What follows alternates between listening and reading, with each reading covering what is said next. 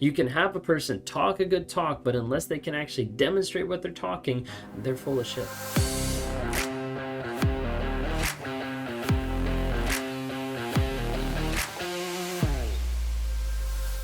Words versus actions. Which do you believe? If you're with a narcissist, do you believe the words or do you believe the actions? Because it doesn't seem like they match up, right? It doesn't seem like it makes sense. So they say they're doing this, but then wait a second, it looks like they did this, but then they tell me they didn't. And it goes back and forth, and all of a sudden this crazy word salad and thoughts and everything goes on. You're like, wait a second. What do I actually believe? Should I believe their words or should I believe their actions? If you guys are new here, my name is Ben Taylor. I'm a self-aware narcissist on this platform to provide awareness, growth, healing, and change.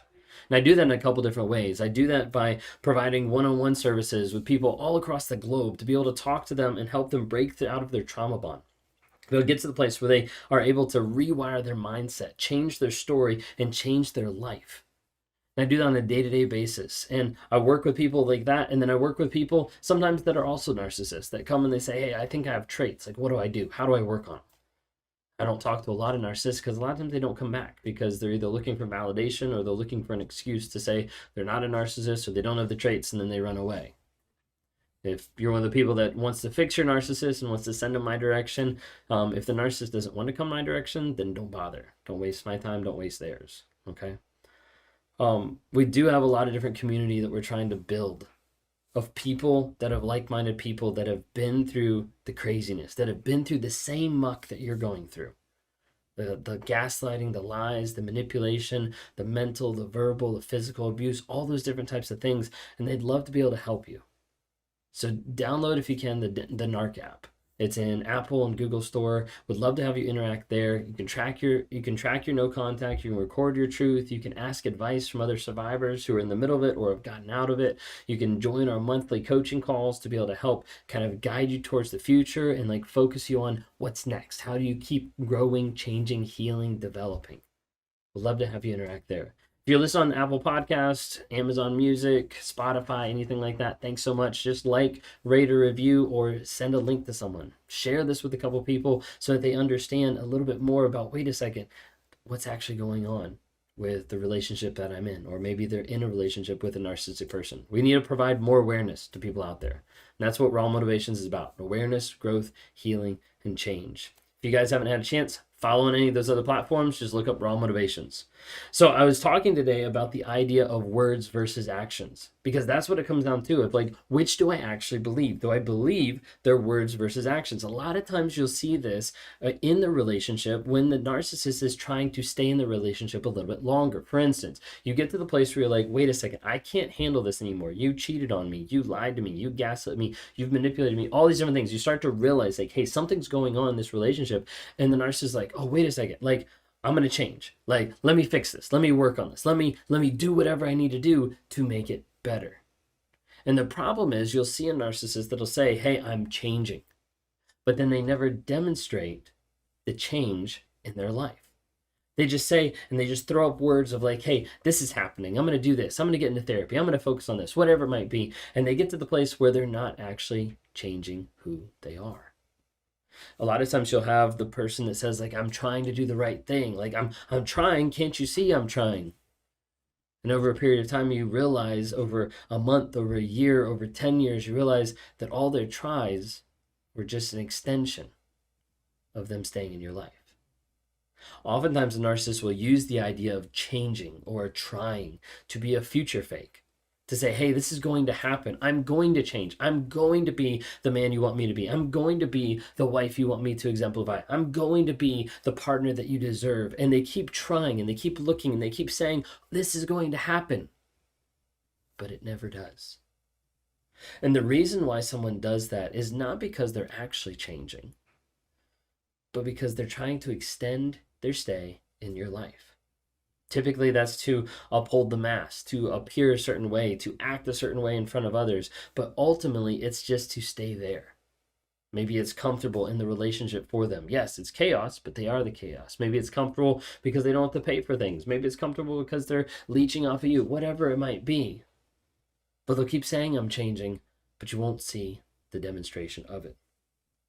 Think of it this way. There's a lot of people that are in divorce proceedings, and they're in proceedings with kids, and it gets messy and it gets awful. And a lot of times you'll see narcissists and covert narcissists fight for the kids.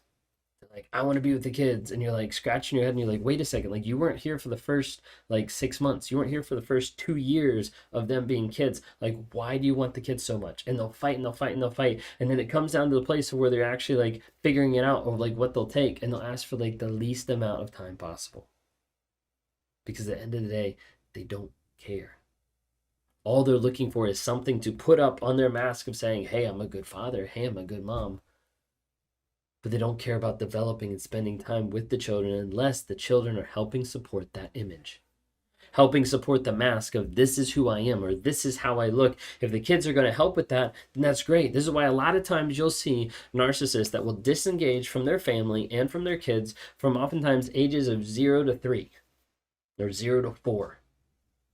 And then they'll be in the life and they'll be the cool parent, the Disneyland dad, the awesome mom, all this type of stuff from ages like 4 to 9, 4 to 11 maybe. And then it starts to change after that, where they start to devalue and discard as they get older, because they start to realize that they're getting caught with the things going on. Narcissists' actions don't match their words. They're very hypocritical, right? They say one thing, they do want to do another thing. The hard part is they're very convincing about it. I didn't do that. You didn't see me do that. Like, this is actually what I did. Well, you're just thinking of it the wrong way. Maybe you should think of it this way. That's not exactly what I said. What I meant was they're very good at manipulating the conversation and confusing you. Sometimes they're very good at doing that because love is blind, and because you're in love with them, you want to hope for the best, you want to think for the best, and sometimes it takes out some of the logical reasoning of like, wait a second, I just saw them do this, but they told me this. Those are two opposite things. What happens in this aspect is the idea of cognitive dissonance. Cognitive dissonance is the idea of holding two opposing thoughts in your head at the same time. So think of it this way. When the narcissist says they're going to do something, and then you see them do the opposite thing, you're looking at both and you're like, wait a second. There's two things. Two things just happened. Which one's actually true? Well, obviously the one I said. No, the one I did. Like, and it goes back and forth. And those two thoughts are warring in your head. Oftentimes the easiest one to live with, the easiest one to keep continuing through life is just the one that they said. Okay, well, you said it. Well, I'll just move on with that. But what happens over time is you get to the place where you're not sure what the truth is, so you just rely on another person. This is oftentimes where we talk about narcissists leading you into the fog, into the fear, obligation, and guilt, and makes it so confusing for you to see what's going on that you stay with them, or you don't get down to the problem, or you don't get down to the issue. A lot of times I illustrate cognitive dissonance this way. Think of it this way. You're with your narcissist, and the narcissist looks at you and they say, I love you. And then they slap you in the face. And then they say, I love you. And then they slap you in the face. And they say, I love you. And then they slap you in the face. And this happens over and over and over. What's happening is this is going on currently in your relationship. They're saying one thing and then they're doing the exact opposite. The problem is, over a period of time, saying just that simple illustration, but actually in the relationship, how they demonstrate it, saying that over and over and over again, does one of three things. It'll tell you that, one, that's all the love that you can get. That's all the love that you're worth. Your worth is wrapped up into that amount of love, which comes across in that abusive way, that's all you're worth. Or it'll say, hey, this is what true love is.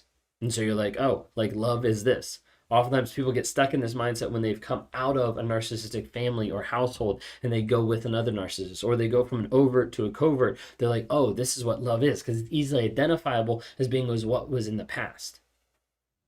Or you get to the place where love means I have to go through the pain to get the love. So you sign up for the abuse daily so you can get to the place where you have that love and affection from them. Narcissists love to be able to distract you with their words versus their actions. They'll distract, they'll deny, they'll demean. We did a video on this a couple days ago that talk about this in more in depth, but the goal is to distract you from what's going on. And so oftentimes they're going to do that through the gaslighting. Oftentimes they're going to do that by manipulating, by saying and doing different things that are completely opposite. You'll see it time and time again in the relationship. If you're in a relationship today and you're seeing different things in the relationship that aren't being validated by the words, I want you to take a pause, maybe write some stuff down, maybe journal a little bit, because you need to make sure you're grounded in truth so that you know what's going on. If you don't, you might be getting gaslit. You might be going through a manipulative, lying, toxic relationship. Notice one of the words that I've said throughout the whole video has been the word demonstrate, because that's what it comes down to. You can have a person talk a good talk, but unless they can actually demonstrate what they're talking, they're full of shit. So I need you to think, and I need you to look at their relationships and look at it, be like, okay, if this person says they love me, how do they demonstrate love on a day-to-day basis? If this person says that they care about me, that they want to be with me, that they love me, that I'm the love of their life, then how they demonstrate faithfulness, how they demonstrate honesty, how they demonstrate care, love, affection, respect, and the list goes on and on and on. And maybe write that down in a journal of how does this person demonstrate? Because at the end of the day, I can tell you anything, but until I actually follow it up with actions, those words mean nothing. Just like an apology from a narcissist, those words mean nothing if it doesn't follow change behavior. A narcissist that apologizes but doesn't have any change behavior is just manipulation. Maybe that's something that you've experienced. Maybe that's something you're experiencing now. And if it is, I want you to get help. Reach out to a therapist, talk to a coach, whatever it might be, but you need to focus on figuring out what the truth is. Because the more you focus on the truth, the more you understand what's going on underneath the surface, and you can say, hey, this is my truth. This is what's going on. That's the only thing that's going to set you free. The truth will set you free.